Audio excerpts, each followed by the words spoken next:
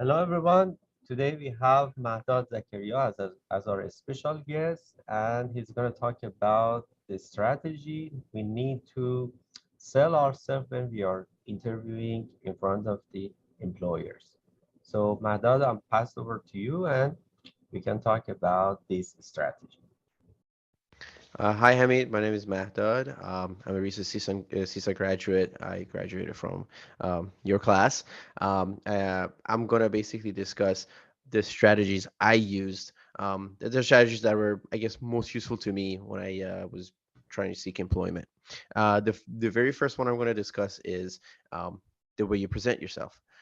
First impressions are lasting impressions, and you want to come off as someone who's confident, not too confident. You want to be concise. You want to look presentable. If you want to go get a haircut, if you want to change the way you wear clothes, you know in the IT world, we really make this joke that people usually wear t-shirts or hoodies, and that's true. But if you're doing a first interview, you want to maybe wear a shirt, look a little bit more presentable.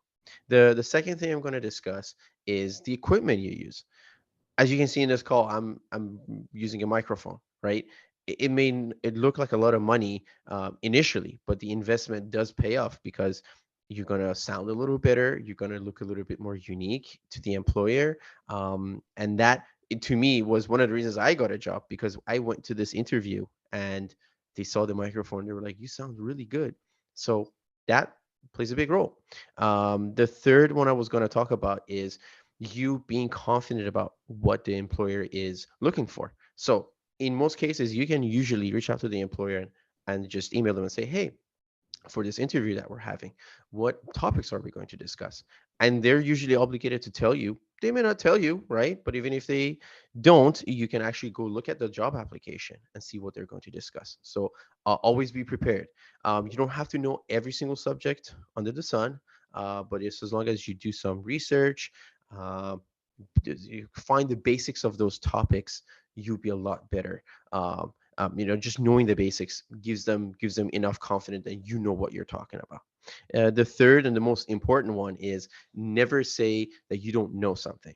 I learned that probably on my third interview, and I learned that from you. That instead of saying that you don't know, say that, "Hey, I'm not familiar with that specific topic. If I see an online manual, maybe online notes, do a little bit more research, I'll be able to answer your question a little bit better." And that not only shows confidence, it shows that you're a lot more creative with your answers. We can all say that we don't know, but how do we present a different answer and approach to an employer so that they see you as someone who's unique, someone who's different? The other important thing I also wanted to mention is the way you interact in an interview. Yes, you want to match the energy of the interviewer.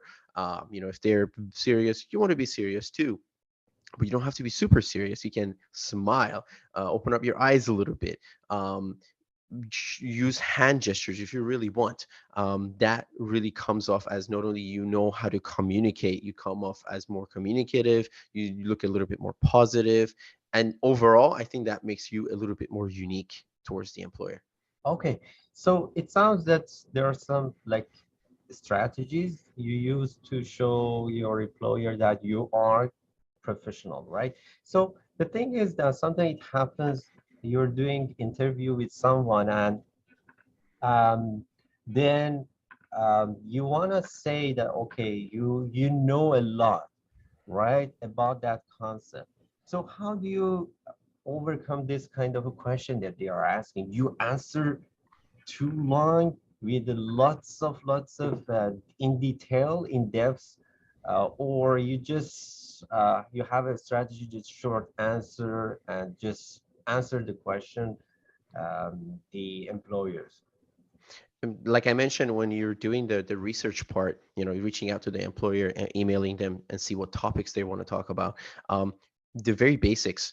is usually the best way to go about it. So if, let's say, you know the company does a lot of Linux, what you want to do is you want to go research maybe different flavors of Linux, knowing different commands associated with Linux, the most common ones.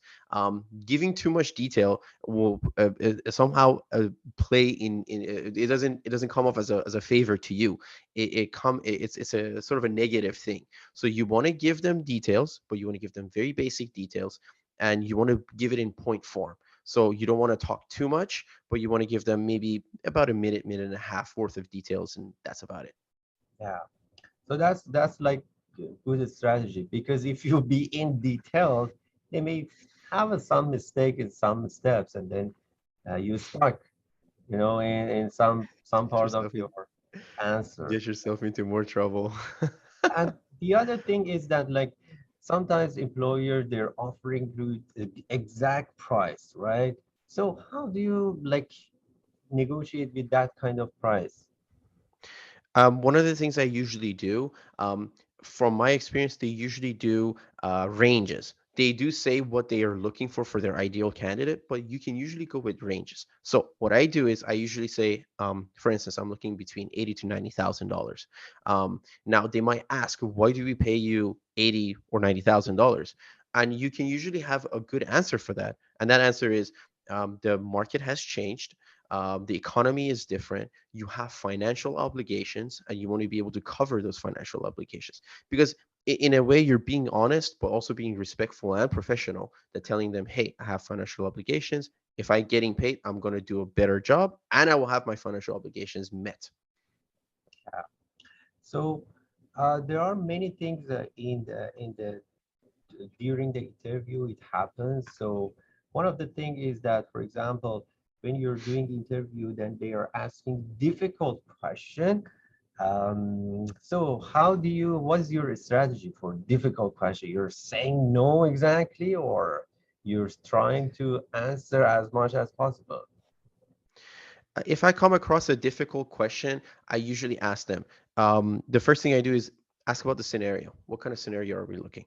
In most cases, when an employer is asking you a very complicated question, it's usually situational, right? They're asking, oh, if it's a server down, what would you do? Or if it's you can't ping a specific computer, what would you do? Stuff like that. For that, I will always ask for details. I will give my own input. If I don't know something, I basically say that, hey, based on what I know, based on my understanding, instead of saying I don't know. That comes off as a little bit more confident. You're giving an answer, but without giving an actual answer. Okay, so let's now talk about the certification. Like, do you believe that certificate adds some values when you're doing interview, uh, or it adds a value before the interview? Like when the hiring manager wants to have an interview with you, you pass that step, and then you get the interview, and after that, you should show off your knowledge, right? So what do you think? I was asked this question, and I thought about it when I was in CISA.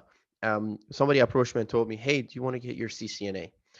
I'm not saying getting certificates is a bad thing. If you're in the program, you should get as many certificates as you can while it's available to you. And I know through your class, there were a couple that I reached out to you and said, hey, Hamid, I want to take these certificates. Would you be able to give me a voucher? And you were like, yeah, you can do a voucher. You pay for it, and then you can do the course and get your certificates. So, yes, they can be useful. Was it useful towards my career goal? Not per se. It does give a good impression to the employer that yes, he knows some subjects, some topics. He's familiar with, for instance, firewalls. Definitely came in handy when I was interviewing for my current position. They looked at it and said, "Oh, you know about Splunk, you know about Palo Alto, you know about FortiGuard.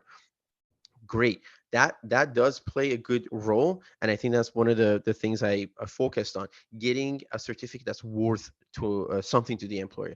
Everybody else can go do the CCNA certificate, but does that really come in handy when you're doing a job as an IT consultant? Not per se. Yes, it gives you good knowledge, but it's not a necessity.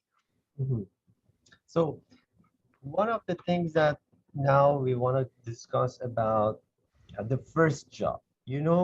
getting the first job is always difficult. Then after that, second job, third job is going to be easier than the first job. Like, what do you recommend for the first job? How students should do? Like, they should apply for many jobs, and they should have a hope that, okay, one of them finally it happens. So what do you recommend to M- students? My strategy was I Googled this, the most common websites for people seeking jobs, and immediately Indeed came up as like the number two or number three. So to me, that felt like, okay, this is the platform I need to upload my resume. This is the platform I'm going to apply.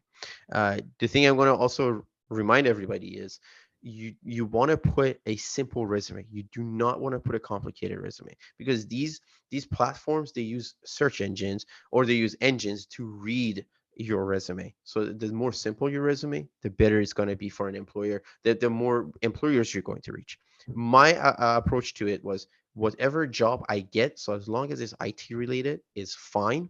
I'm not looking to get paid $80,000. I'm expecting to get paid maybe between 50 to 60K. The minimum I would accept would be 55 to 60K, because that's what the market is accepting as a minimum when you're starting as a in a new position.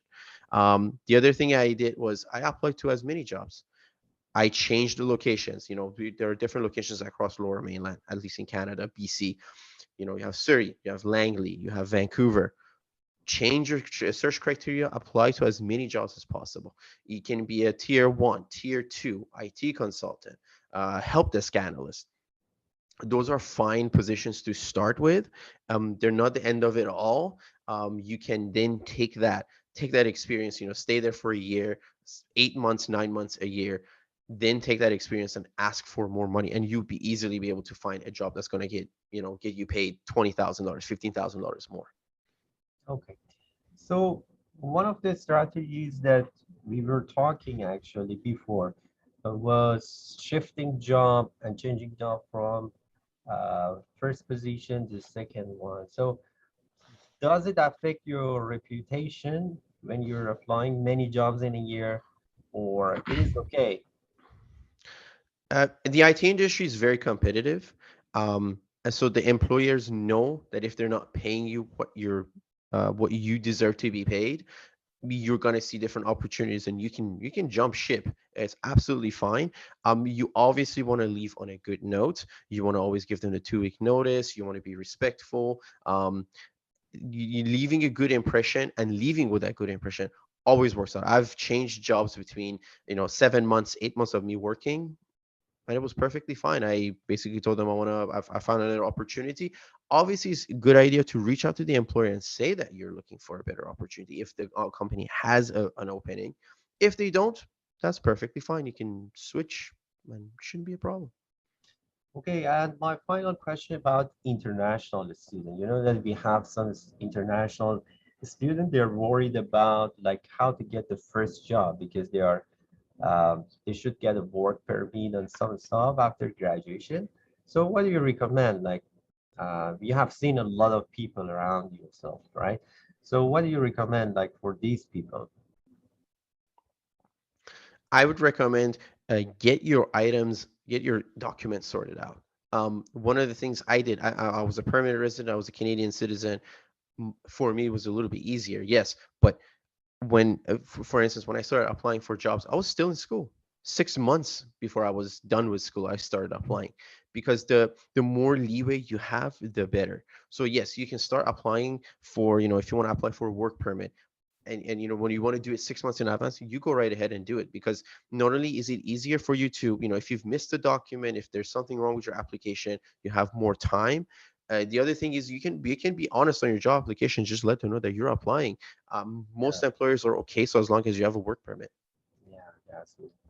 So do you have anything to add during our conversation, or you want to add some recommendation to our interview? M- You feel my free to final thoughts add. my final thoughts would be confident. No job is ever, especially if it's IT related, is a bad job. take opportunities when they're available. Don't stop. If you get to a position and you're like, okay, I'm going to stop here, don't stop. You can apply for other positions and get a better job offer. The other thing I also would recommend is, if you're employed with an employee, ask them to give you the opportunity to get certificates, and usually those certificates can come in handy for another job. All right. Thank you so much, Mahdad, for No being problem. with us today, and have a great day. Thank you. You too. Bye.